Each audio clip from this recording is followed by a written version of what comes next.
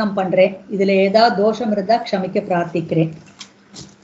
உத்தரகிருத்திய அதிகாரம், அதாவது பிரபத்தி பண்ண ஒரு பிரபந்தன், அதுக்கப்புறம் அவன் என்னென்னலாம் செய்யணும், அவனோட கடமைகள் என்ன அப்படிங்கிறத விளக்கிறது தான் இந்த உத்தரகிருத்திய அதிகாரம்.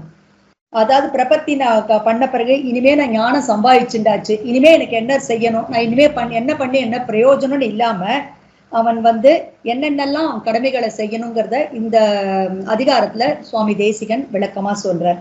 இத முதல்ல ஒரு சம்ஸ்கிருத ஸ்லோகத்துல ஆரம்பிக்கிறார். அவர் என்ன சொல்றார், ஒரு பிரபத்திய பண்ணின அந்த பிரபன்னனானவன் இந்த இப்ப வாழ்ந்துட்டு இருக்க இந்த வாழ்க்கையில, அவன் கண்ணால பார்த்துட்டு இருக்க இந்த வாழ்க்கையிலையும் பார்க்க முடியாத இந்த மோட்சம்ங்கிற அந்த நிலையிலையும் ரெண்டுத்தை பொறுத்த வரைக்கும் எனக்கு எந்த ஒரு பொறுப்பும் இல்லை. ஏன்னா என்னோட பர்த்தா நான் பெருமாள்கிட்ட சமர்ப்பிச்சுட்டேன். அதனால நிர்பரோ நிர்பயோஸ்மின்னு தான் அவன் இருக்கணும். அந்த சிந்தனையில ரொம்ப தெளிவா இருக்கணும். அவன் எனக்கு பெருமாள்கிட்ட ஒப்படைச்சுட்டேன், எனக்கு இனிமே இந்த பொறுப்பு இல்லை. ஆனா இந்த உடல் இன்னும் இந்த சரீரத்துல இன்னும் உயிர் இருக்கிற வரைக்கும் இருக்கிற இந்த மீதி காலத்தை அவன் எப்படி கழிக்கணும் அப்படிங்கிறது. ஒரு ஆச்சாரியன் பக்கலில இருந்து அவர்கிட்ட தத்துவார்த்தங்களை கேட்டு தெளிந்து சத்சங்கத்துல ஈடுபட்டு ஸ்ரீபாஷ்யத்தை சேவிச்சுண்டு அதை பிரவர்த்தித்துண்டு அதுக்கப்புறம் டெய்லி ஆழ்வார் காதுக்கு இனிமையா இருக்கிற ஆழ்வார்கள் ஆச்சாரியரோட திவ்ய சூக்திகளை அனுசந்தானம் பண்ணிண்டு அதை மட்டும் இல்லாம அதை மிச்சவாளுக்கும் சொல்லி கொடுத்துண்டு இந்த மாதிரி அது போல நம்ம வர்ணாசிரம தர்மத்துக்கு ஏற்ப என்னென்னலாம் செய்யணுமோ அதையெல்லாமும் செஞ்சுண்டு அப்படி இருந்தாதான் பரிபூர்ண பகவத் அனுபவம் நமக்கு அது கிடைக்கும் அப்படிங்கிறத அவர் சொல்றார். இத அவர் சொல்லும் பொழுது என்ன சொல்றாருன்னா, இப்படி செய்ய வேண்டிய கிருத்தகிருத்தியனான பிரபத்தி செய்ய வேண்டிய செய்தவனான அந்த கிருத்தகிருத்தியன் என்ன பண்ணணும்னா, தனக்கு நிஷ்டை ஆயிடுத்துன்னு தெரிஞ்சிட்ட அப்புறம் இந்த பூமியில இந்த தேகம் இருக்கிற வரைக்கும் எப்படி இருக்கணும்னா, ஒரு தானியம் விளையிற பூமி அவங்க கிட்ட ஏக்கர் கணக்குல இருந்தா கூட தனக்கு எத்தனை வேணுமோ, எப்படி இதைத்தான் பழந்திருவிடையாட்டம்ங்கிற ஒரு டேர்ம் மூலம் சொல்றா. அந்த காலத்துல அந்த பாகவதாலாம் வைராக்கியம் உள்ளவா, அவளுக்கு நிறைய அந்த நிலம் வச்சுக்கிறதுங்கிறது தன்னோட பகவத் அனுபவத்துக்கு ஒரு ஹிண்ட்ரன்ஸா இருக்குங்கிறதுனால என்ன பண்ணுவாளாம், பகவத் ஆராதனத்துக்கு எவ்வளவு வேணுமோ அவ்வளோத்த மட்டும் தனக்கு வச்சுட்டு மிச்சத்தெல்லாம் தனக்கு சம்பந்தம் இல்லாத மாதிரி வச்சுப்பாளாம். எப்படின்னா நித்திய சூரிகள்லாம் அது மாதிரி நம்ம இவனுக்கும் இந்த லோகத்துல இந்த சரீரம்ங்கிறது தொடர்பு இருக்கு. அவன் அப்படி இருந்தாலும் நித்திய சூரிகளுக்கெல்லாம் எப்படி பெருமாள் கைங்கரியம் பண்றது இனிமையா இருக்கோ அந்த மாதிரி இவனும் என்ன பண்ணணும், இந்த சாஸ்திரம் மூலமா நமக்கு விதிக்கப்பட்ட கைங்கரியங்களை இந்த கைங்கரியம் பண்ணிட்டேன்னு முடிக்காம இந்த கைங்கரியமா அதுக்கு அடுத்து இந்த கைங்கரியம் அதுக்கு அடுத்த கைங்கரியம் ஒரு சங்கிலி தொடர் போல கைங்கரியங்களை செஞ்சுட்டு இந்த இருக்கிற வாழ்நாள்ல இந்த தேகத்தை வச்சுட்டு எத்தனை கைங்கரியங்கள் பண்ணணுமோ அதெல்லாம் பண்ணணும் அப்படிங்கிறத இந்த கீழ் வருகின்ற திவ்ய பிரபந்தங்கள்ல இருக்கிற வார்த்தைகள் மூலம் சுவாமி இதுல சொல்றார். அதுல முதல்ல நான்முகன் திருவந்தாதியில என்ன சொல்றாருன்னா, வாசித்து கேட்டும் வணங்கி வழிபட்டும் பூசித்தும் போக்கினேன் போது. நான் எப்பயுமே பெருமாளோட திருக்கல்யாண குணங்களை அதை பத்தி படிச்சுண்டும் அதை காதால கேட்டுண்டும் அவனை பெருமாளை சேவிச்சுண்டும் அவனை பூஜித்துண்டும் என்னோட காலத்தை நான் கழித்தேன் அப்படிங்கிறார். பெரிய திருவந்தாதியில என்ன சொல்றாருன்னா, இந்த சூழ்வினை ஆழ்துயரை என் நினைந்து போக்குவர் அப்படிங்கிறார். அதாவது பெருமாளோட கல்யாண குணங்களை சொல்ற இந்த நூல்களை படிப்பதால மட்டும்தான் என்னோட ஆத்மாவை நிறைய வல்வினைகள்லாம் சூழ்ந்துட்டு இருக்கு. இந்த வல்வினைகளை நான் எப்படி போக்க முடியும்னா, பெருமாளோட குணங்களை பத்தி சொல்ற இந்த நூல்களை படிக்கும் பொழுது இந்த துன்பங்கள் தானாவே போயிடும். இதை தவிர இது வேற எதாலையும் இந்த துன்பத்தை நீக்க முடியாது அப்படின்னு சொல்றார். அது போல திருவாய்மொழியில ஒழிவில் காலம் எல்லாம்ல என்ன சொல்றாருன்னா, ஒரு க்ஷணம் கூட விடாம நான் பெருமாளோடையே இருந்து எல்லா ஒரு தோஷம், என்ன தோஷம்னா நான் தான் செஞ்சேன் அப்படிங்கிற அதுவே ஒரு தோஷமா, அப்படி இல்லாம கூடியிருந்து குளிர்ந்தோங்கிற மாதிரி எல்லாரையும் கூட்டுக்கணுமா பெருமாளுக்கு அடிமை செய்யறதுக்கு. அந்த மாதிரி பெருமாளுக்கு கைங்கரியத்தை நான் ஒழிவில் காலமெல்லாம் ஒரு க்ஷணம் கூட விடாத கண்டினியூஸா தொடர்ந்து நான் செய்யணும் அப்படிங்கிறார் அவர்.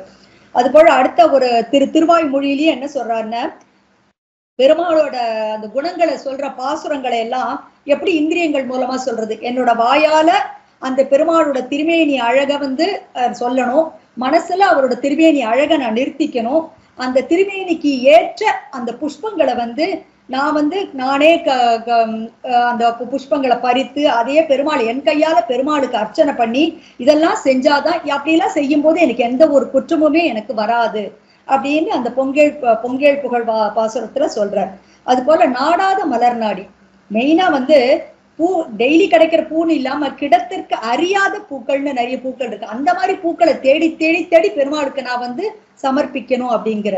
அது போல திருவாய்மொழியில வடிவினையில்லா மலர்மகளும் மற்ற நிலமகள் பிடிக்கும் மெல்லடியை, அதாவது அழகுக்கு ஈடு இணையே இல்லாத பெரிய பிராட்டி அவ ஒரு பக்கம், இன்னொரு பக்கம் பொறுமையின் வடிவமான பூமி பிராட்டி, இவாலாம் பெருமாளோட அந்த மென்மையான திருவடியை பிடிக்கும் போது இந்த கொடும் பாவங்களை செஞ்ச நானும் நான் உன்னோட திருவடியை பிடிக்கிறதுக்கு நீ அருள் புரியணும். எப்படி ஒரு விபீஷணன் வந்து அசுரனா இருந்தாலும் நீ அசுர சம்ஹாரம் நிறைய பண்ணியிருக்க, ஆனாலும் ஒரு விபீஷணன் வந்து உங்ககிட்ட சரணாகதி அடைஞ்சப்ப நீ அவனுக்கு சரணாகதி கொடுத்த. ராவணன் கூட கேட்டுருந்தா நீ கட்டாயம் அதையும் கொடுத்திருப்ப. அப்படி இப்படி இருக்கும்போது இந்த கொடும் பாவங்கள் செஞ்ச நானும் உன் திருவடியை பிடிக்கிறதுக்கு நீ அருள் செய்ய வேண்டும் அப்படிங்கிறார். அடுத்த திருவாய்மொழியில தனக்கேயாக என்னை ஆட்கொள்ள வேண்டும் அப்படிங்கிறார். அதாவது உன்னோட மகிழ்ச்சிக்காக வந்து நீ வந்து நீ என்னை வச்சுக்கணும் அப்படிங்கிறாரு. அதாவது அதுதான் எனக்கு பிரயோஜனம், எனக்கு ஒரு கைங்கரியம்ங்கிறத ஒண்ணு செய்யணும், நீ வந்து எனக்கு ஆணையிடு, அதை நான் செய்கிறேன், உனக்கே தான் நான் எல்லாத்தையும் செய்யணும் அப்படிங்கிறத சொல்றார். அதைத்தான் திருப்பாவையில சிற்றஞ்சிறுகாலை பாசுரத்துல என்ன சொல்றார், உமக்கே நாம் ஆட்செய்வோம் அப்படிங்கிறார். ஏன்னா நாங்க வந்து செய்யற அந்த கைங்கரியம் உனக்கு மட்டும்தான், நாங்க கேட்கறது வேற ஒண்ணு இல்ல, பறைங்கிறோம். அந்த பறைங்கிறது ஒண்ணுமே இல்லை, கைங்கரியம். அந்த கைங்கரியத்தை வந்து நாங்க வந்து எங்களோட உறவு உன்னோட மட்டும்தான் இருக்கணும், அந்த கைங்கரியம் உனக்கு மட்டும்தான் நாங்க செய்யணும் அப்படிங்கறத சிற்றஞ்சிறுகாலை பாசுரத்திலேயே ஆண்டாள் சொல்றா அவ. அதுபோல் நாச்சியார் திருமொழியில அந்த தெள்ளியார் பல தேவனார் அந்த பாசுரத்துல என்ன சொல்றான்னு, பெருமாள் சயனிச்சுண்டு இருக்கிற அந்த அந்த இடத்துல வந்து அவரோட திருவடியை பிடிச்சு, அந்த திருமாலிருஞ்சூலையில அவர் படுத்திருக்க அந்த இடத்துல நான் திருவடியை பிடிச்சுட்டு நான் கைங்கரியம் செய்யணும்னா செய்யறதுக்கு அவனோட கருணை இருக்கணும். அவனோட அந்த கருணை இருந்தான்னா இந்த சோழி அந்த நிமித்தம் பார்த்து சோழி விளையாடுறான், அப்படி நான் செய்யறதுக்கு பெருமாள் கருணை பண்ணினா மட்டும் நீ கூடலே அப்படின்னு ஆழ்வார் அதுல சொல்றா. அது போல பெரியாழ்வார் என்ன சொல்றாருன்னா, அந்த வண்ண நல்மணிங்கிற பாசுரம்ல என்ன சொல்றார், என்னோட விரல்கள் வந்து நமக்கு இருக்கு, இந்த விரல்களுக்கு என்ன பிரயோஜனமா இருக்கணும்னா பெருமாளோட பகவன் நாமாவை எண்றதுக்கான இருக்கணும். ஆனா நாம என்ன பண்றோம், இந்த ஊத்தை வாய்க்கு உணவு தின்படுறதுக்கும் நம்ம உடம்ப போஷிக்கிறதுக்கும் யூஸ் பண்றோம். அது அந்த மாதிரி இருக்கக்கூடாது, பகவன் நாமாவை எண்றதுக்கு தான் இந்த விரல்களோட பிரயோஜனமா இருக்கணும் அப்படிங்கிறத சொல்றாரு. அடுத்த பெரியாழ்வார் திருமொழியில வந்து நான் என்னைக்கு பட்டினியா இருக்கேன்னா, நான் சாப்பிடாம இருந்தா அன்னைக்கு நான் பட்டினின்னு கணக்கு இல்லை, என்னைக்கு வந்து உன்னோட திருமந்திரத்தை நான் உச்சாடனம் பண்ணலையோ, என்னைக்கு வேதத்தை நான் சொல்லலையோ, என்னைக்கு இந்த கைகளால புஷ்பங்களை பறிச்சு உனக்கு நான் அர்ச்சனை பண்ணலையோ, உன் திருவடியில சேர்க்கலையோ, இந்த நாட்கள் எல்லாமே வந்து எனக்கு பட்டினியா இருந்தா மாதிரிதான் கணக்கு, சாப்பிடாம இருந்தாதான் பட்டினி இல்லை. இப்ப பகவத் கைங்கரியம் செய்யாத நாட்களுமே எனக்கு பட்டினியான நாட்கள் தான் அப்படிங்கிறார்.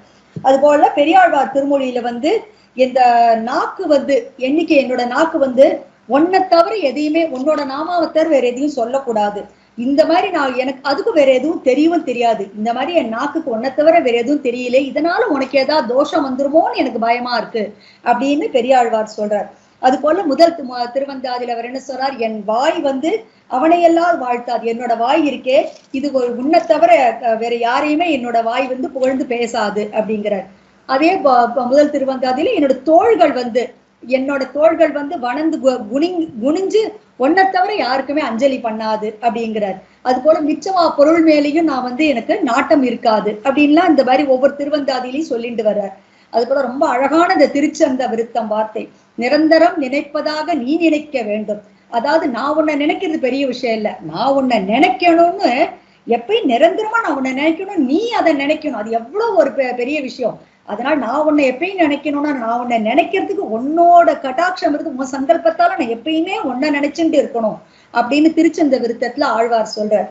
அது போல் இப்ப பெருமாள் திருமொழி இருளெறிய பாசுரங்கள் அந்த ஃபுல் பாசுரமே வந்து எப்ப நான் அந்த நம்பெருமாளை சேவிப்பேன்னு அந்த அவரோட ஆதங்கத்தை அந்த ஃபுல் பாசுரத்திலையும் சொல்றார். அது போல பெருமாள் திருமொழி குலசேகர ஆழ்வார் பாசுரத்துல ஊனேறு செல்வத்துல அவர் என்ன சொல்றார், திருவேங்கடமுடையானுக்கு தான் நான் ஆளாவேன். அந்த பாசுரங்கள் முழுக்கும் பார்த்தேன், அவர் சொல்ற அந்த ஒவ்வொரு பொருட்களும் வந்து பெருமாள் சம்பந்தம் உள்ள பொருளாதான் இருக்கும். ஒரு நாரையா பிறப்பேனா, சுனையில் மீனாக பிறப்பேனா, காட்டாராக பிறப்பேனா, இல்லது அந்த செண்பக மரமா இருப்பேனா, அல்லது அந்த பதிவு கடைசியில அந்த படியா இருப்பேனே, அவ்வளவாய் காணும் படியா இருப்பேனேன்னு சொல்றாரு. சோ என்ன கடைசியில பார்த்தேன்னா என்ன நான் பிறந்தாலும் அதுல பகவத் சம்பந்தம்ங்கிறது ஒண்ணு இருக்கணும்னு அவர் ஆசைப்பட்டார். அது போல அந்த நீனாகம் சுற்றி பதிகம் முழுவதுமே சரி, என்னோட இந்த 5 புலன்கள் இருக்கே, கை கால் முக இந்திரியங்கள் எல்லாமே வந்து உனக்கு உன்னை பத்தின சம்பந்தம் உனக்கு கைங்கரியம் பண்றதுக்காக தான் இருக்கணுமே தவிர வேற எதுக்கும் இருக்கக்கூடாது அப்படிங்கிறத சொல்றார். அதைத்தான் வந்து இந்த சம்ஸ்கிருத ஸ்லோகத்துல என்ன சொல்ல வர்றார், இந்த பத்யுகுங்கிறதுல என்ன சொல்றாருன்னா, நான்முக கடவுளான பிரம்மாவோ ருத்ரனோ அவளோட ஐஸ்வர்யத்தையே கூட்டி கூட்டி எனக்கு கொண்டு வந்து கொடுத்தா கூட எனக்கு அதுல எல்லாம் இஷ்டம் இல்லை. எங்க வந்து எம்பெருமான் கிருஷ்ணன் நடனமாடின அந்த யமுனை நதியில தீரத்துல வந்து அந்த ஒரு இடத்துல ஒரு சின்ன கடம்ப மரமாவோ அல்லது குந்த மரமாவோ இருந்தா போறோம், எனக்கு இந்த ஐஸ்வர்யங்கள் எதிலையுமே எனக்கு நாட்டம் இல்லை அப்படிங்கிறார். இதே ராமாயண ஸ்லோகத்துல வந்து ராமன் ராமன்ட்ட வந்து லக்ஷ்மணன் சொல்றார், அவர் நான் வந்து உனக்கு எப்பயுமே என்னைக்கும் நான் உனக்கு கைங்கரியம் பண்ணிட்டு இருக்கணும், இந்த கைங்கரியத்தை ஏத்துக்கணும் நீ, இதனால வந்து உனக்கு எந்த குறையும் கிடையாது. இதுல வந்து 2 பலன் இருக்கு. ஒண்ணு எனக்கு கைங்கரியம் பண்ண பலன்னு இருக்கு, இன்னொரு உன்னை சரணடைந்தவன் வந்து உனக்கு கைங்கரியம் பண்றதுனால நீ அவனை காப்பாற்றறிய அந்த பலன் உனக்கு கிடைக்கிறது. அதனால நான் என்னைக்குமே நான் உனக்கு கைங்கரியம் பண்ணிட்டே இருக்கணும் அப்படிங்கிறதையும் சொல்றார். இதே மாதிரி லக்ஷ்மணன் இன்னொரு ஸ்லோகத்திலையும் வந்து சொல்றார், ராமா நீ வந்து 100 ஆண்டுகள், எத்தனை ஆண்டுகள் நீ 100 ஆண்டுகள் இருந்தாலும் சரி, அந்த எல்லா அத்தனை வருஷம் கூட நான் உனக்கு வந்து ஒரு சேஷனாவே இருக்கணும். அந்த திருவுள்ளத்தை வந்து நீ உனக்கு பிடிச்சு இந்த இடத்துல உனக்கு எந்த இடம் பர்ணசாலை அமைக்கணும்னு ஒரு கோடிட்டு காட்டு போதும், அந்த இடத்துல நான் ஒரு அழகான பர்ணசாலையை உனக்கு அமைக்கிறேன் அப்படின்னு சொல்றார் அவர். அது மாதிரி ஜிதந்தே ஸ்தோத்திரத்துல என்ன சொல்றார், எத்தனை பிறப்புகள் இருந்தாலும் அந்த அத்தனை பிறப்புகள்லயும் வந்து நான் பெருமாளுக்கு வந்து சேஷபூதனா இருக்கணும், அதைத்தான் என் மனசு ஆசைப்படுறதுங்கிறது ஜிதந்தே ஸ்தோத்திரத்துல சொல்றாரு. அது போல அந்த வர்த்தமான ஸ்தோத்திரத்தை வந்து அவர் சொல்ற ஒரு நாளை வந்து ஒரு 5 செக்ஷனா நான் பிரிச்சுப்பேன், அந்த பிரிச்சுண்டு அதுல செய்ய வேண்டிய பகவத் கைங்கரிகள் என்னென்ன அப்படின்னு ஒரு டேபுலேட் மாதிரி பண்ணிட்டு அது பிரகாரம் நான் செய்வேன். அதனால அது எப்படின்னா நான் வந்து என்னால முடிஞ்ச நான் அரைச்ச சந்தனம், நான் பறிச்ச பூ, என்னோட தகுதிக்கு என்னால என்னென்ன செய்ய முடிஞ்சதோ என்னோட திறமையால நான் ஈட்டின பொருட்களை வச்சுட்டு என்ன செய்யுமோ அதெல்லாம் பண்ணிட்டு நான் பகவத் ஆராதனை செஞ்சுட்டு என்னோட மீதி இருக்கிற நாட்களை எல்லாம் நான் சந்தோஷமா கழிப்பேன் அப்படிங்கிறார் சொல்றார். அடுத்து என்ன சொல்றாருன்னா, நான் ஒரு பிரபன்னன் வந்து நான் இதெல்லாம் செஞ்சாச்சு, பிரபத்தி செஞ்சாச்சு அப்படின்னு இல்லாம இருந்துடக்கூடாது. தெரியாத விளைநிலங்கள் தெரிய வேண்டுங்கிற மாதிரி என்ன நிறைய கத்துக்கணுங்கிற ஒரு ஆசை இருக்கணும் அவனுக்கு. எப்பயுமே பெருமாள்கிட்ட சேர்ந்து நம்ம மகிழ்ச்சியா இருந்தாலும் அந்த ஞானம், அந்த பெருமாள் மேல இருக்க பிரீத்திங்கிறது ரொம்ப முக்கியம். ஏன்னா அந்த சர்வேஸ்வரனோட திருவடியில நாம வந்து ஒருத்தன் பக்தி ஞானம் இது 2த்தையும் தான் நம்ம கேட்கணும், இதை தவிர வேற எதையும் கேட்கக்கூடாது. அதைத்தான் அபேட்சிக்கணுமே தவிர வேற எதையும் அபேட்சிக்க கூடாது. இதை வேற எதையாவது பலன்களை, ஒரு சாதாரண பலன்களை அவன் பெருமாள்கிட்ட கேட்டான்னா அவன் கட்டாயம் அழிந்து போவான்ங்கிறது நிச்சயம் அப்படின்னு சொல்றார் அவர். அது போல வந்து பெருமாள் வந்து நம்முடைய எஜமானன், அவரை குறித்து நமக்கு வந்து ஒரு மயர்வர மதிநலம் நம்ம அடையறதுக்கு என்ன பண்ணணும்னா, அந்த இவர் சொன்ன மாதிரி பீதகவாடை பிரானார் பிரம குருவாகி வந்து அப்படின்னு சொன்ன மாதிரி பெருமாளை நம்ம ஆச்சாரியனா இது பண்ணிட்டு அவர்கிட்ட நம்ம எல்லாத்தையும் கேட்டு நம்ம தெளிய வேண்டும் அப்படிங்கிறது. கீதையிலயும் என்ன சொல்றாருன்னா, உன்னோட ஆச்சாரியனை நீ டெய்லி சேவிச்சு உன்னோட சந்தேகங்களை எல்லாம் கேட்டுண்டு அவரோட திருவடி வாரத்துல இருந்து அவருக்கு கைங்கரியம் பண்ணிண்டு அதுக்கு உன்னோட ஆத்மாவை பத்தின உன்னுடைய என்னென்னலாம் உனக்கு டவுட் இருக்கோ அதெல்லாம் கேட்டு தெளிஞ்சுக்கணும்.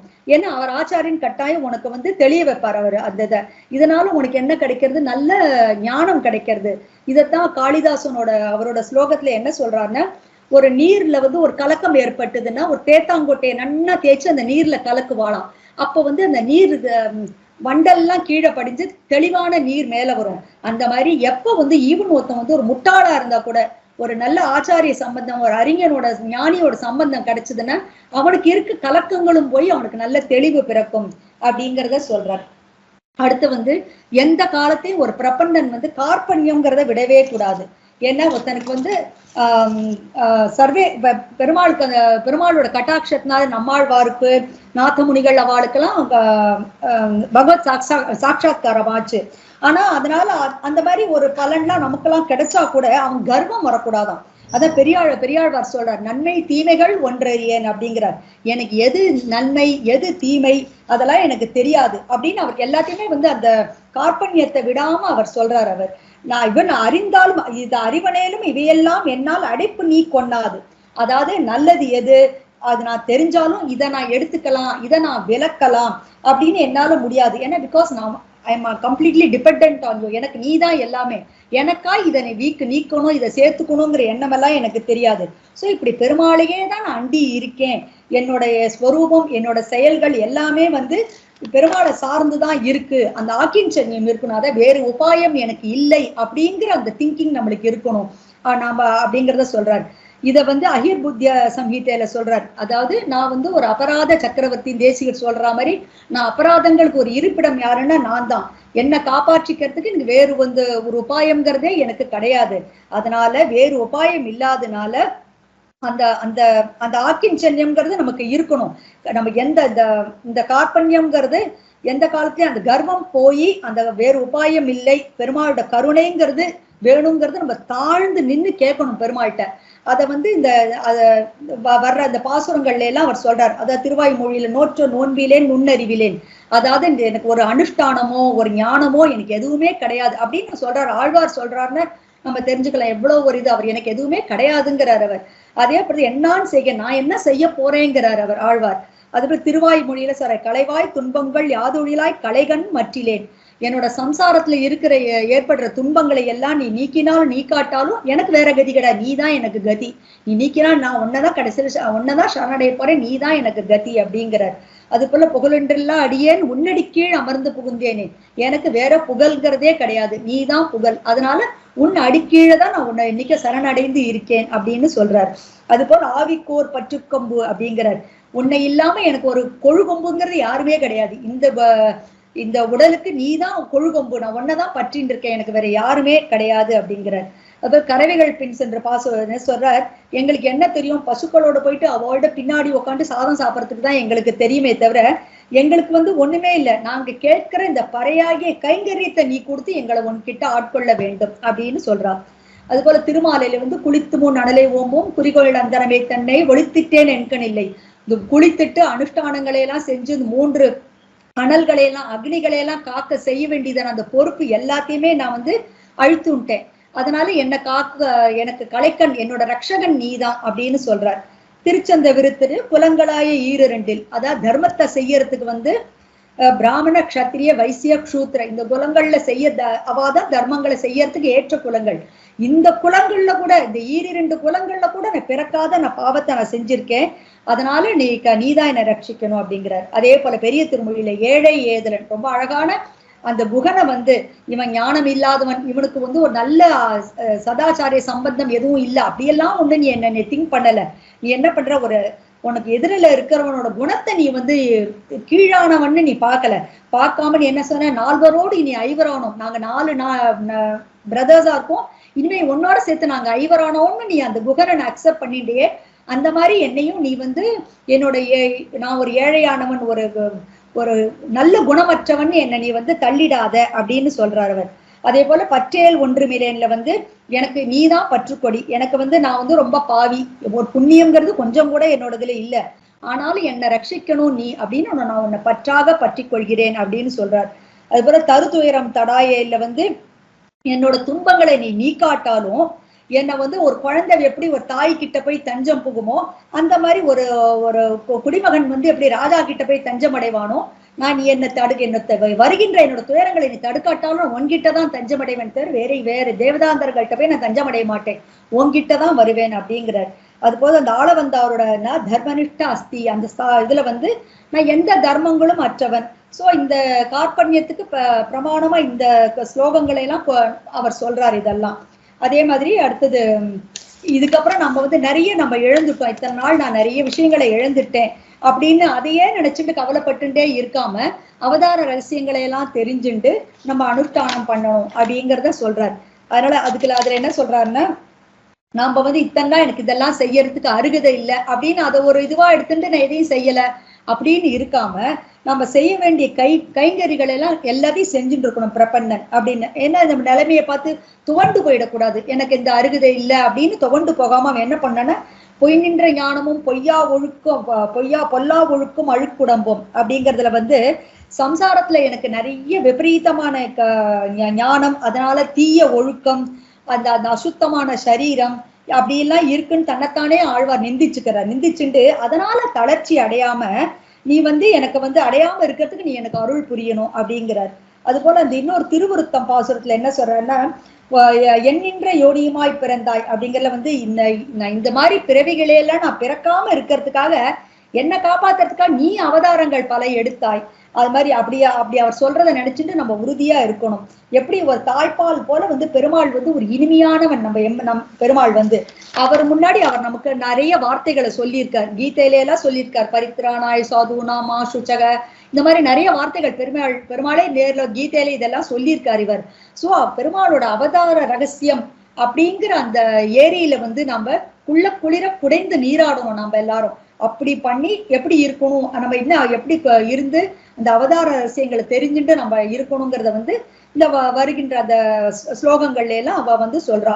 அந்த போதாயன சூத்திரத்துல என்ன சொல்றாருன்னா, நீ வந்து சின்ன வயசுல எப்படி இருந்தியோ அதை பத்தி கவலைப்படக்கூடாது. அட்லீஸ்ட் வருகின்ற காலத்துல உன்னோட வயதான காலத்துல நல்ல ஒழுக்கத்தோட இருந்தா கட்டாயம் பெருமாள் உனக்கு நல்லதைத்தான் கொடுப்பார் அப்படிங்கறத சொல்றது. அது போல அந்த சாத்வத சங்கீதையில என்ன சொல்றாருன்னா, ஒருத்தன் சின்ன வயசுல இருந்தே ஒரு கெட்டவனாவே இருந்தா கூட எல்லாத்தையும் எதை கிடைச்சாலும் சாப்பிட்டுண்டு ஒரு கிருத்தஜத்தை இல்லாம ஒரு நாஸ்திகனா இப்படி என்ன இருந்தாலும் சரி, அவன் எப்ப ஒன்ஸ் பெருமாளை சரணம்னு அடைஞ்சிட்டானோ பெருமாளோட பரிபூர்ண கட்டாட்சம் அவனுக்கு கிடைச்சு அவனோட தோஷங்கள் எல்லாமே அவனை விட்டு போயிடும் அப்படிங்கிறார். அது போல வைகுண்ட ஸ்தவத்துல என்ன சொல்றாருன்னா, நான்முகனுக்குன்னு அவரோட கால கிரமத்தை பிரகாரம் வந்து ஒரு 10,000 கல்ப காலங்கள் அந்த காலத்துல அனுபவிச்சாலும் கூட செய்ய அழியாத பலன்களை செஞ்ச பலன்களை வந்து ஒரு அரை நொடியில நாம செஞ்சுடுறோம். அப்படிப்பட்ட பாவத்தை கூட இப்ப பெருமாள் வந்து பாவத்தை நான் இனிமே செய்ய மாட்டேன்னு எப்ப அவன் ரியலைஸ் பண்ணி சொல்லிடுறானோ அந்த க்ஷணத்திலேயே பெருமாள் வந்து அவனை மன்னிச்சிடுறாராம். இது என்ன ஆச்சரியம் அப்படின்னு வந்து ஸ்ரீ வைகுண்ட ஸ்தவத்துல அவர் சொல்றார். அது போல வங்கிபுர நம்பி காரிகையில என்ன சொல்றாருன்னா, நம்ம முடிஞ்ச பிறவியில வந்து பிறவி கழிஞ்சல வந்து ஒருவன் வந்து என்ன சொல்றான், அறிவா ஒரு ஞானி என்ன சொல்றான், ஒரு தண்ணி ஓடி வரும்போதுதான் நம்ம அணை கட்ட முடியும். அப்படி இருக்கும்போது இப்ப நான் என்ன பரிகாரம் செய்ய முடியும், என்ன பிறவி கழிஞ்சுடுத்து முடிஞ்சுடுத்து, அப்ப நான் இந்த மாதிரி தப்பெல்லாம் பண்ணிட்டேன், இப்ப நான் இதுக்கு என்ன பரிகாரத்தை செய்ய முடியும் அப்படின்னு நினைக்கிறான். அதுபோல திருவாய்மொழியிலேயே என்ன சொல்றார், பாவத்தெல்லாம் கழிச்ச பண்ண நம்ம பக்தி பண்ணணும். அதாவது மாளும் ஓரிடத்துல மனக்கூட வாழ்வது நலமே. அதாவது நம்ம உயிர் போற அந்த காலத்திலாவது ஒரு அஞ்சலி செய்து நீயே புகழ் அப்படின்னு நம்ம பெருமாள்கிட்ட சொல்லிட்டு அப்படி செய்யறதுதான், அப்படி இறப்பது நலமே, அப்படி போறதுதான் நம்மளுக்கு நல்லது அப்படிங்கிறார். அந்த மாதிரி இந்த வார்த்தைகள் மூலம் என்ன சொல்றாருன்னா, நம்ம கடந்த கால வாழ்க்கையில நம்மளுக்கு இப்படி எல்லாம் ஆயிடுத்து, இப்படி எல்லாம் பண்ணிட்டேன், எனக்கு இதுக்கெல்லாம் அருகதை இல்லை, நான் என்ன பண்ண முடியும், இப்படியே நடந்ததை நினைச்சு நீ புலம்பாம இதுக்கப்புறம் ஆன் த கான்ட்ரரி என்ன பண்ணு, இதுக்கு எனக்கு இப்ப எனக்கு கிடைச்சிருக்க பிரபத்தி நான் பண்ணியிருக்கிறேன், இதுக்கப்புறம் இன்னைக்கு வரப்போற காலத்துல வர்ற தப்புக்களை நான் வந்து ஒரு தப்புக்களை ஒரு அணை போட்டு தடுக்கிற மாதிரி இதுக்கப்புறம் ஃபர்தரா நான் தப்பு பண்ணாம இருந்திருக்கணும்.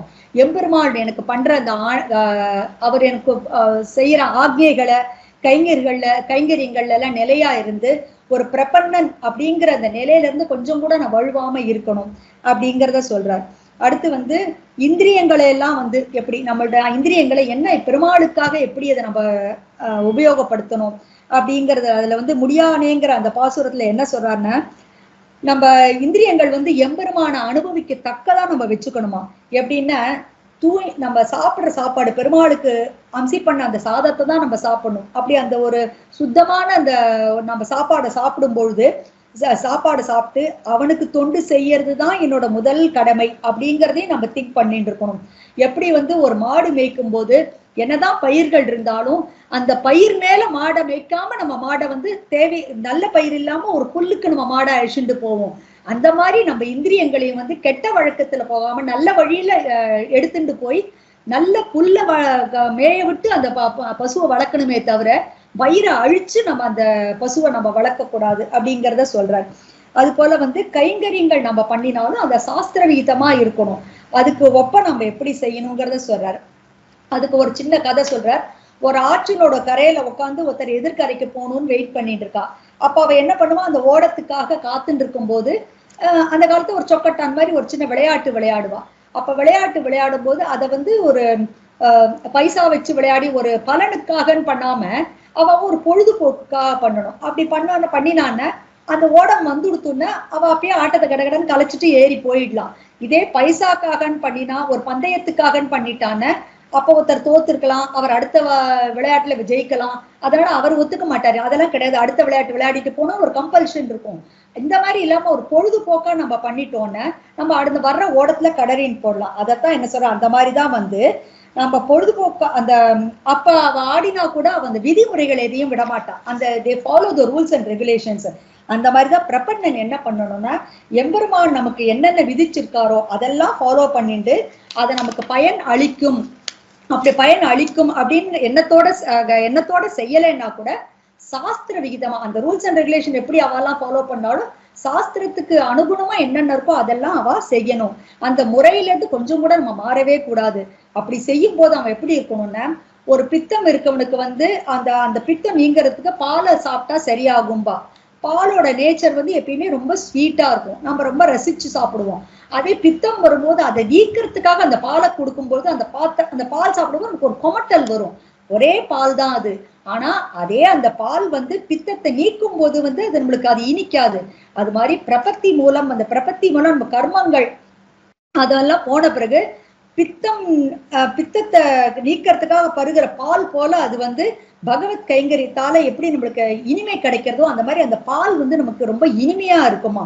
பித்தம் நீங்கி பருகும் பால் எப்படி இனிக்குமோ அது போல பகவத் கைங்கரியம்னு நம்ம செய்யும் பொழுது நமக்கு அந்த இனிமை நமக்கு கிடைக்கிறது அப்படிங்கிறார். அது போல அர்ச்சா நிலையில பெருமாளுக்கு நம்ம என்னென்னலாம் கைங்கரியம் செய்யறதுன்றத பத்தி சொல்றார். அதாவது நம்ம அர்ச்சாக்கு கைங்கரியம் செய்யும் போது தனக்கும் நம்மளுக்கு உயர்ந்த பரத்தத்துவமான அந்த சர்வேஸ்வரனுக்கும் உள்ள அந்த சேஷி பாவத்துக்கு ஏத்தபடி அந்த சர்வேஸ்வரன் அவன் தான் எனக்கு எஜமானன், அவன் ரொம்ப எளிமையானவன், சௌலபியம் அப்படியெல்லாம் அது புரிஞ்சுட்டு அவருக்கு ஏத்த மாதிரி செய்யணும். ஏன்னா அந்த சுத்த சத்துவமான எம்பெருமானோட திருமேனி விஷயத்துல வந்து அந்த அதுக்கு ஏற்ற மாதிரி கைங்கரியங்கள் பண்றதுங்களா அவன் வந்து ரொம்ப சரியா இருக்கணும். அவன் செய்யற கைங்கரியங்கள் ரொம்ப சரியா இருக்கணும். ஏன்னா பெருமானோட திருமேனி வந்து எல்லார காட்டிலும் பெருமான் வசந்தவன் அப்படின்னு யார் மனசுல இருக்கோ அவ கிட்ட பெருமாள் எப்பயுமே பக்கத்துல வந்துருவாராம் அப்படின்னு அந்த பௌஷ்கர சங்கீதர் என்ன சொல்றான்னா, கடல்ல இருக்கிற நீர் வந்து குடிக்க முடியாது, அதே நீர் வந்து மேல ஆவியாகி மேல போய் மழையா பொழியும் போது அதை நம்ம குடிநீரா குடிக்கிறோம். அந்த மாதிரிதான் வந்து எம்பெருமான் அர்ச்சியாக நின்ன பின்னாடி பெருமாள் எல்லாரும் நம்ம கைங்கரியம் பண்ணி பெருமாளை அனுபவிக்கிற மாதிரி பெருமாள் இருக்கான் நமக்கு அப்படின்னு சொல்றார். அது போல வந்து எம்பெருமானோட அந்த ஷாட்குண்யம் அது வந்து அர்ச்சியாக உள்ள அவனோட அந்த அர்ச்சா மூர்த்தியில வந்து அந்த ஷாட்குண்யங்கள் ஞானபல ஐஸ்வர்ய வீரிய சக்தி தேஜஸ் இந்த 6 குணங்களும் அந்த அர்ச்சையில வந்து பெருமாள்கிட்ட பரிபூர்ணமா இருக்கு அப்படின்னு சொல்றார். அது போல அந்த அர்ச்சியா நிக்கிற அந்த புருஷோத்தமனோட அந்த ஒரு அர்ச்சா ரூபத்தை வந்து பாதாதி கேசம் நாம சேவிச்சோன்ன அவன் என்னமா பஞ்சமா பாதகம் பண்ணியிருந்தா கூட அந்த பாதகங்கள்லாம் அந்த ஒரே நொடியில கழிந்துடும். அது அர்ச்சாமூர்த்தியோட ரொம்ப அத அர்ச்சாமூர்த்தி சேவிக்கிறதோட விசேஷம் அது அப்படின்னு சொல்றார் அவர். அதே அந்த பௌஷ்கர சங்கீதையில என்ன சொல்றாருன்னா, சிலருக்கு இந்த மதி மயக்கம் எல்லாம் உண்டு, நம்ம வேதத்தோட பொருளை அறியாம அவெல்லாம் இருக்கா, அவெல்லாம் வந்து அர்ச்சையா நிக்கிற அந்த எம்பெருமானோட ரூபத்தை ஜஸ்ட் அகஸ்மாத்தா பார்த்தா கூட போறோம், போய் சேவிக்கணும்னு கூட போக வேண்டாம், ஜஸ்ட் லைக் தட் அப்படி பெருமாளை தெரியாம அகஸ்மாத்தா சேவிச்சுட்டா கூட அவளுக்கு இருக்கிற அந்த வாசனாஸ் கெட்ட வாசனாஸ் எல்லாமே போய் அவளோட அந்த மனசுல இருக்க கெட்ட எண்ணங்கள்லாம் போய் அவளோட நாஸ்திகனா இருந்தாலே அதெல்லாம் போய் எல்லாமே போயிடுமா. அவளோட அந்த அந்த அறிவு அந்த அவளோட தடுமாற்றம் இருக்கும், என்ன எது கரெக்டு அந்த தடுமாற்றங்கள் போய் இருக்கிறதுக்கு எது நல்ல மருந்துன்னு இந்த அர்ச்சா ரூபம் தானா. அந்த அர்ச்சா ரூபத்துக்கு அவ்வளவு ஒரு மகிமை அப்படின்னு சொல்றார். அது போல நம்ம மனசாலையோ வாக்காலையோ நம்மளால பெருமாள் வந்து அசக்கிய மூர்த்தேகே அளக்கவே முடியாதவன் பெருமாள், அப்படிப்பட்டவன். அப்படிப்பட்ட எம்பெருமான் வந்து நமக்காக என்ன பண்ணா, நம்ம இறங்கி வந்து நமக்காக அவன் எல்லாமே பண்றான். அதனால அப்படிப்பட்ட பெருமாள்கிட்ட வந்து அவர் என்ன சொல்றார், என்னை யாராவது அடையணும்னு ஆசைப்பட்டான்னா அவ எந்த ரூபத்துல என்ன அமைக்கிறாளோ அந்த ரூபத்திலேயே நான் வந்து அவளுக்கு என்ன காமிக்கிறேங்கிறார் அப்படின்னு பெருமாளோட அந்த ஆசிரித வாத்சல்யத்தை வந்து அந்த முதல் திருவந்தாதியிலையும் சொல்றார். தமருகந்தது எவ்வுருவம் அப்படிங்கிறார்.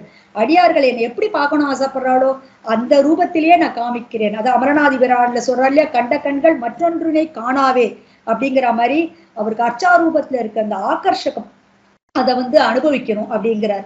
அடுத்து பெருமாளோட சௌலபியம் அவர் தான் சுவாமி, அவரோட சுவாமித்துவம். இதுக்கு ஏத்த மாதிரி நம்மளோட கைங்கரிகள் எல்லாமே அதுக்கு ஏற்றபடி இருக்கணும் அப்படிங்கிறத இந்த சாண்டில்ய சங்கீதையில அவர் என்ன சொல்றாருன்னா, எப்படி ஒரு ஒரு பதிவிரத்தை ஒரு மனைவி வந்து தன்னோட புருஷன்கிட்ட இருப்பாளோ, ஒரு தாய் தன்னோட குழந்தைகிட்ட இருப்பாளோ, சிஷ்யன் தன் குரு கிட்ட இருப்பாளோ, ஒரு நண்பன் தன்னோட உற்ற நண்பன் கிட்ட இருப்பானோ, அப்படி உபச்சாரம் பண்ற மாதிரி பெருமாளை நம்ம உபச்சாரம் பண்ணணும் அப்படிங்கிறார். அது போல சுவாமித்வேன சுகிருத்வேன குருத்வேன சர்வதா பித்ருத்வேன ததா பாவியோ மாத்ருத்வேன ச மாதவக அப்படின்னா ஸ்ரீமன் நாராயணன் மகாலட்சுமி தன் மார்பல வக்ஷஸ்தலத்துல தரிச்சுட்டு இருக்க எம்பெருமான வந்து எப்பயுமே ஒரு எஜமானனோவோ ஒரு சகாவா, ஒரு ஆச்சாரியனா, ஒரு பிதாவா, ஒரு மாதாவா நம்ம எப்பயுமே அவரை வந்து நம்ம நடத்தணும் அப்படிங்கிறார். அதே அது சாண்டில்ய சம்ஹிதையில என்ன சொல்றாருன்னா, ஒரு இளவரசன் வந்து இளவரசனோ இல்லைன்னா ஒரு மதம் பிடிச்ச யானை, அவளை பார்த்தா நம்ம எப்படி பயந்துண்டு ஒரு உபச்சாரம் பண்ணுவோம். அதை பார்த்தா ஒதுங்கி சட்டுன்னு ஒரு ஒதுங்கி போவோம். ஆனா மரியாதை இருந்தாலும் பயம் கலந்த மரியாதை இருக்கும். அந்த மாதிரியும் பெருமாளை நம்ம உபச்சாரம் பண்ணணும். அதே சமயத்துல வீட்டுக்கு யாராவது கெஸ்ட் வந்தா நம்ம பயப்பட மாட்டோம், ஒரு சந்தோஷமா மகிழ்ச்சியா அவளை நம்ம ரிசீவ் பண்ணுவோம். அதே மாதிரி நம்ம பெருமாளை உபச்சாரம் பண்ணணும் அப்படிங்கிறார். அது மாதிரி தன்னோட பிரியமான குழந்தைய நம்ம எப்படி கொஞ்சி கொஞ்சி கொண்டாடுவோமோ அந்த மாதிரிதான் நம்ம பெருமாளையும் நம்ம கொண்டாடணும் அப்படிங்கிறார்.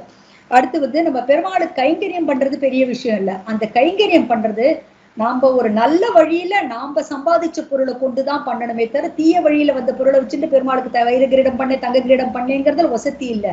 நாம அதை சம்பாதிச்சிருக்கணும், நம்ம உடலால நம்ம சம்பாதிச்சிருக்கணும்.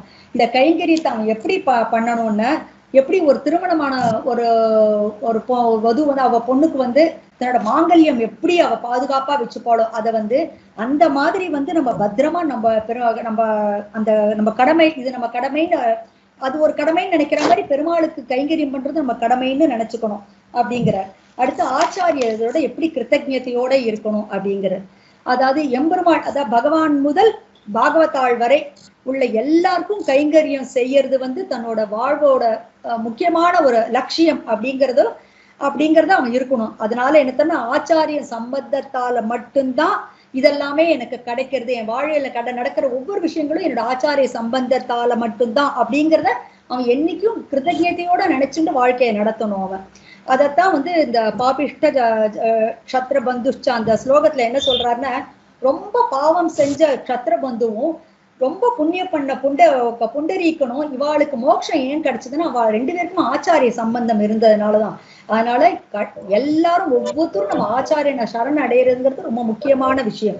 அதுபோல திருவிருத்தத்துல வந்து எம்மீசர் விண்ணோர் பிரானார் மாசில் மலரடி கீழ் எம்மை சேர்விக்கும் வண்டுகளேங்கிறது வந்து இங்க ஆச்சாரியனை குறிக்கும். சோ எங்களுடைய பெருமானான இமையோர்கள் நித்திய சூரிகளுக்கு தலைவனான என் எம்பெருமான் அவரோட தோஷம் இல்லாத அந்த திருவடி தாமரையில வந்து எங்களை யார் சேர்க்க முடியும்னு உங்களை மாதிரி ஆச்சாரியர்கள் தான் அப்படின்னு அந்த ஆச்சாரியர்கிட்ட என்னைக்கும் ஒரு கிருத்தஜ்ஞத்தையோட நம்ம இருக்கணும். அது போல நாச்சியார் திருமொழியில வந்து வில்லி புதுவை விட்டு சித்தர் தங்கள் தேவரை வல்ல பரிசு வருவிப்பரேல் அது காண்டுமே. அதாவது ஸ்ரீவில்லிபுத்தூரோட தலைவரான பெரியாழ்வார் தன்னோட பெருமாள்கிட்ட வந்து அவரால நினைச்சா தன்னால முடியுங்கிறதுனால அவர் பெருமாளை வரவழைப்பார். அப்ப நம்ம அந்த பெருமாளை சேவிப்போம். என்னோட ஆச்சாரியன் யாருன்னு என்னோட அப்பா பெரியாழ்வார் தான், அதனால அவர் அதை செய்ய வல்லவர் அப்படின்னு அந்த ஆண்டாளுக்கு அவ்வளோ தன் அப்பாவோட தன் ஆச்சாரியன்கிறதுல ஒரு பெரிய ஒரு நன்றி உண்டு அவளுக்கு. அது போல என்னோட ஞானம் இருக்கிற அந்த கொஞ்சம் ஞானம் கூட எனக்கு வெளியில கொண்டு வர்றது யாருன்னு இந்த ஆச்சாரியன் தான். இல்லைன்னா என்னோட ஞானம் இருக்கிற கொஞ்சம் கூட உள்ளேயே இருந்திருக்கலாம். அது வெளிக்கொணரக்கூடிய சக்தி அந்த ஆச்சாரியன்ட்ட மட்டும்தான் இருக்கு அப்படிங்கிற நன்றி இருக்கணும். இந்த ஞானத்தாலதான் எனக்கு கைங்கரியம் பண்ணணுங்கிற அந்த எண்ணமே வந்தது அப்படிங்கிறதும் தெரியணும். எப்படி வந்து ஒரு அடுத்த நாளைக்கு பட்டாபிஷேகத்துக்கு முடிசூட்ட போற ராஜாக்கு வந்து முத நாள் வந்து அந்த அங்க இருக்க கிங்கரர்கள்லாம் வந்து விளக்கெல்லாம் ஏற்றி வச்சு அதை அணையாம பாதுகாத்துட்டு இருக்காளோ, இங்க வந்து ஜீவாத்மா தான் நம்ம ராஜகுமாரன். நாம அந்த ஞான தீபம்ங்கிறத அணையாம கடைசி வரைக்கும் அந்த வேலைக்காரன் எப்படி அந்த விளக்க பாதுகாக்கிறோளோ அந்த மாதிரி நாமளும் ஆச்சாரியன்ட்ட வந்து நம்ம ஞான தீபம் அணையாம நம்ம ஆச்சாரியன்ட்ட இன்னைக்கும் ஒரு நன்றியோட நம்ம இருக்கணும் அப்படிங்கிற. ஆச்சாரியன்ட்ட மட்டும் இல்ல எம்பெருமான்ட்டையும் நம்ம என்னைக்கும் நன்றியோட இருக்கணும் அப்படிங்கிற. ஏன்னா இந்த எல்லாத்துக்கும் காரணம் என்னன்னா, நம்ம நம்மளுக்கு முக்தி கிடைக்கிற அந்த நேரத்துல வந்து அந்த அவனோட அனுபவம், அதாவது பகவத் கைங்கரியமே ஆத்மஸ்வரூபம் அப்படிங்கிற அனுபவத்தை தடுக்கக்கூடிய அந்த எல்லாத்தையும் பெருமாள் வந்து தன்னோட சங்கல்பத்தால அழிச்சுடுவார். அழிச்சிட்டு அந்த அப்படிப்பட்ட எம்பெருமான் விஷயத்த நம்ம ரொம்ப நன்றியோட இருக்கணும். இதைத்தான் பெரியாழ்வார் திருமொழியில சொல்றார். இருளகற்றும் எரிகதிரோன் மண்டலத்தூடு ஏற்றி வைத்த ஏணி வாங்கி. திருவரங்கன் என்ன செய்யறாருன்னா, அந்த இருளையெல்லாம் நீக்கிற அந்த சூரிய மண்டலத்தை வந்து தன்னோட அடியார்களை எல்லாம் ஏற்றி விடுறாராம். ஏற்றி பரமபதத்துல அவளை கூட்டிட்டு போய் நிக்க வைக்கிறான். நிக்க வச்சுட்டு இவா எங்கேயா திருப்பி இறங்கிட போறோட அந்த ஏணியை தள்ளி விட்டுடுறாராம். ஏன்னா பெருமாளுக்கு நம்மளை விடுறதுக்கு இஷ்டமே கிடையாது. அதனால நம்மள்ட்ட இவாளை நிறுத்திக்கணுங்கிறதுனால அந்த ஏணியை கூட தள்ளி விட்டுடுறாராம். அது போல பெரியாழ்வார் திருமொழியில இன்னொன்னுல என்ன சொல்றார், எவன் ஒத்த நமோ நாராயணான்னு சொல்லி பிரபத்தி மூலமந்திரத்தை சொல்லி பிரபத்தியை பண்ணிட்டானோ அவன் வைகுந்தம் போன பிறகு இந்த பாருங்க பெரிய பிராட்டி உங்கள்ட்ட பணையமா வைக்கிறேன், நான் கொஞ்சம் கீழே போயிட்டு வரேன்னு சொன்னா கூட பெருமாள் விட மாட்டான். பெரிய பிராட்டியே நீ பணையமா வச்சாலும் உன்னை சம்சாரத்துக்கு நான் திருப்பி அனுப்ப மாட்டேன். எப்படி இந்த நமோ நாராயணான்னு சொல்லி என்னை சரணடைஞ்சிட்டியோ நீ என் பக்கலிலேயே இருக்க கடவுள்னு பெருமாள் சொல்லிடுறாராம். அதே போல வன்புகழ் நாரணன் தின்கழற் சேரே அப்படிங்கிறதுல என்ன சொல்றாருன்னா, நல்ல புகழ் உடைய அந்த நாராயணனோட திருவடிகளை நீங்கள் பற்றுங்கள், அதுக்கு நன்றியோட இருக்கணும் அப்படிங்கிறார். அது போல திருவாய்மொழியில என்ன சொல்றான்னா, நானும் அந்த உலகத்துல அவதாரம் செஞ்சு அந்த ஆசிரித்தர்களை எல்லாம் காப்பாற்றி அவளை எல்லாம் வைகுண்டத்துக்கு எடுத்துன்னு போயிட்டு இயல்பா அவரோட ஸ்வரூபத்தை வெளிப்படுத்தி தன்னோட திருவடியில பெருமாள் வந்து சேர்த்துக்கிறார் எம்பெருமான் அப்படின்னு பெருமாளை பத்தி சொல்ற. ஜென்ம ஜென்மாந்திரமா அந்த பெருமாள் வந்து தன் அடியார்களை காத்து அவளை கொண்டு போய் தன்னை பெருத்தி தன் தாளினை கீழ் கொள்ளும் அப்பன் கடைசியில கொண்டு தன்னோட திருவடியில நம்மளை எல்லாரையும் சேர்த்துக்கிறாராம் பெருமாள். தன் தாளினை கீழ் சேர்த்து அவன் செய்யும் சேமத்தை, அதாவது அவன் தன் திருவடியில சேர்த்துக்கிறதுனால என்னன்னா எனக்குதான் க்ஷேமம், அதை எவ்வளவு நன்மை அப்படிங்கிறதையும் அதுல சொல்றார். அது போல அவர் என்ன சொல்றார், என்னோட சுவாமியான சத்திய சங்கல்பனான எம்பெருமான் வந்து மகாலட்சுமியோட இருக்கிற அந்த ஸ்ரீமன் நாராயணன்ட்ட ஒரு பிரபன்னன் என்னைக்கும் நன்றியா இருக்கணும். ஏன்னா சம்சாரத்துல இருக்கும்போது எத்தனை வாத்சல்யத்தோட நம்மளோட பெருமாள் இருக்காரோ அதே மாதிரி மோட்சம் நம்ம அடைஞ்சு நம்ம மேல இருக்க வைகுந்தத்துக்கு போனப்புறமா பெருமாள் நம்மகிட்ட என்னைக்கும் வாத்சல்யத்தோடையே இருக்காரு. அதைத்தான் பண்டை நாளாலே நின் திருவருளும் பங்கையத்தாள் திருவருளும் கொண்டு நின் கோயில் சீத்து அப்படின்னா உன்னோட கருணையாலையும் உன்னோட பிராட்டியோட கருணையாலையும் தான் உன்னோட கோவிலை வந்து சுத்தம் பண்ற இந்த கைங்கரிகள் செய்தேன் என்பது மூலம் இந்த வரிகள் மூலம் இதெல்லாம் சொல்றார். சோ என்ன சொல்றார், இந்த நம்ம கரணங்கள் நம்ம புலன்கள் 3 கரணங்களால மனம் வாக்கு மெய் இது மூலம் நம்ம என்னத்தெல்லாம் ஏற்கலாம் என்னதெல்லாம் விளக்கலாம் அதெல்லாமும் சொல்றார். இந்த மனம் வாக்கு காயம் இது மூலம் பிரபன்னன் எது செய்யணும் எது செய்யக்கூடாது அப்படிங்கறது ஒரு ஒரு சங்கிரகமா இதுல சொல்றார். அதுல என்ன சொல்றார், சின்ன சின்ன சிற்றின்பங்கள் அந்த விஷயங்களுக்கும் அந்த விஷத்துக்கும் நிறைய டிஃப்ரென்ஸ் இருக்கு. விஷம் குடிச்சாதான் நம்ம செத்து போவோம். ஆனா விஷயங்கிறத நீ வந்து அந்த சில விஷயங்களை சிற்றின்ப விஷயங்களை நினைச்சாலே போதும் அது ஒண்ணு அழிச்சுடும். அதனால விஷத்தை விட அந்த சிற்றின்ப விஷயங்கள்ங்கிறது ரொம்ப பாய்சனஸ் அப்படிங்கிறத சொல்றார். இதத்தான் திருவாய்மொழியில ஆவி திகைக்க ஐவர் குமைக்கும் சிற்றின்பம் பாவியேனை பழனி காட்டி படுப்பாயோ, அதாவது என்னோட ஆத்மாவே ஸ்தம்பித்து போற அளவுக்கு அந்த பஞ்ச இந்திரியங்களும் என்னை வந்து தன்னோட பக்கத்துல இழுத்து என்னை கஷ்டப்படுத்தின்னு இருக்கு. இப்படி இந்த அற்பமான சுகத்தை போய் நீ என்னை காமிச்சு என்னை வருத்தப்படுத்துறியே, இந்த உயர்ந்த புருஷார்த்தமான மோட்சங்கிறது மேல எனக்கு எப்ப ருச்சி ஏற்படும், அந்த ருச்சி எனக்கு குறையாம இருக்கிறதுக்கு இந்த மாதிரி புலன்களால கிடைக்கிற இந்த சிற்றின்பங்களை விளக்குவது ரொம்ப முக்கியம். சோ இந்த ஃபர்ஸ்ட் இந்த அன்கிரேட்ஃபுல்லா இருக்கிறத நான் வந்து அந்த செய் நன்றி அப்படிங்கிறத மறந்துட்டு என் மேல பழி வராம இருக்கணும்னா என்ன செய்யணும்னா ஆச்சாரியன் முதல்ல ஆச்சாரியன் வந்து கட்டாட்சம் நமக்கு பண்ணினதை என்னைக்கும் மறக்காம அந்த நன்றியோடு இருக்கணும் அப்படிங்கிறார். அது போல கார்பண்யம் குறையக்கூடாது. நான் இதை பண்ணேன் நான் அதை பண்ணேன் தற்பெருமையா தன்னை பத்தி தானே பேசிக்க கூடாது. அது போல உபாயத்தை எப்போதும் மறக்காம இந்த கத்தியத்துல சதைவம் பக்தான்னு சொல்ற மாதிரி துவய பொருளை வந்து என்னைக்கும் அனுசந்தானம் பண்ணிட்டே இருக்கணுமா. அது போல நம்மோட கைங்கரியத்தை வந்து பெருமாள் இவ்வளவு சந்தோஷமா ஏத்துன்னு இருக்காரேன்னு நம்ம வந்து பெருமாள் நம்மளோட கைங்கரியத்தை உகப்போட ஏத்துன்னு இருக்க அந்த பெருமாள் மேல நமக்கு எந்த காரணத்து கொண்டு ஒரு அதிருப்தி வந்துடக்கூடாது. திருப்பாவில சொல்ற மாதிரி செய்யாதன செய்யும், செய்யக்கூடாதது மெயினா இது பாகவத அபச்சாரம். எந்த ஒரு பாகவத அபச்சாரமும் செய்யிடாம இருக்கணும். புருஷார்த்தம்ங்கிற அந்த கடலானது கொஞ்சம் கூட வற்றாம சுருங்காம இருக்கணும்னா நம்ம செய்ய வேண்டியது என்னென்ன, எம்பெருமானோட கைங்கரியத்துக்கு காஷ்டையா என்ன இருக்குன்னா அந்த சாஸ்திரங்களால என்ன சொல்லப்படுகின்றதோ அந்த ஆச்சாரிய பாகவத கைங்கரியங்கள் தான் நமக்கு வேணும், அதுதான் செய்யணும். செய்யாதனங்கிறது செய்யக்கூடாத விஷயங்களை செய்யக்கூடாது, செய்ய வேண்டிய இந்த பாகவத கைங்கரியங்களெல்லாம் நாம செய்யணும் அப்படின்னு சொல்லிட்டு இந்த உத்தரகிருத்தியம் வந்து ரகசிய திரைசாரத்துல நம்ம எங்க பாக்குறோங்கிறத ஒரு ஸ்லோகத்துல அவர் சொல்றார். விண்ணவர் வேண்டி விலக்கின்றி மேவும் அடிமையெல்லாம் மண்ணுலகத்தில் மகிழ்ந்து அடைகின்றனர், வன்துவரை கண்ணன் அடைக்கலம் கொள்ள கடன்கள் கழற்றிய நம் பண்ணமரும் தமிழ் வேதம் அறிந்த பகவர்களே. அதாவது இந்த அழகான துவாரகா கஷேத்திரத்துல அங்க இருக்கிற நம்மளோட சுவாமியான எம்பெருமான் கிருஷ்ணன்ட்ட நம்ம பிரபத்தி பண்ணி அவன் ரட்சிக்கிறதுக்கு வேண்டியவர்களான நாம வந்து இதனால என்ன ஆகுதுன்னா தேவர்களுக்கு நம்மளோட சிலருக்குலாம் நம்ம பட்ட கடன் நிறைய இருக்கும், அந்த கடன்களை தீர்த்தவராகிறோம். அது போல இந்த திராவிட வேதமான இந்த பிரபந்தத்தை வந்து யார் வந்து அர்த்தத்தோட ஆச்சாரிய முகேன கத்துண்டு அனுசந்தானம் பண்ணிண்டு மிச்சவாளுக்கும் சொல்லி கொடுத்துட்டு இருக்கிறதுனால இவாள்லாம் நித்திய சூரிகள்லாம் பிரார்த்தனை பண்ணி பெருமாளுக்கு கைங்கரியம் பண்றா. ஆனா இந்த அதீத பிரேமையோட நாம இங்க இந்த கைங்கரியங்கள் பெருமாளுக்கு செஞ்சோம்னா இந்த உலகத்திலேயே அவாசரி கைங்கரியங்களை நம்ம செய்யற அளவுக்கு நம்ம மகிழ்ச்சி நமக்கு ஏற்படும் அப்படிங்கிற இந்த பாசுரத்துல சொல்றார். அதுதான் இந்த ஒரு சம்ஸ்கிருத ஸ்லோகத்தோட அவர் இத தலைக்கட்டுறார். நன்னா ஒரு தொடச்சிருக்கிற ஒரு பிம்பத்தை காட்டுற ஒரு கண்ணாடியில வந்து ஒரு மனைவி தன்னை பார்த்துட்டு இருக்கும் போது பின்னாடி தன்னோட புருஷன் வந்து நின்னார்னா அதை தன்னோட அவரோட சேர்ந்து தன்னோட பிம்பத்தை அதை பார்க்கறதுக்கு எப்படி ஒரு மனைவி ஆசைப்படுறாளோ அப்படி ஆசைப்பட்டு நல்ல மலர்களை எல்லாம் தூவி சந்தோஷமா இருக்கோளோ அந்த மாதிரி நாமெல்லாம் மனைவி பிரபன்னர்களா நாம என்ன பண்ணணும்னு நம்ம ஆச்சாரியன் நமக்கு சொல்லி கொடுத்த அந்த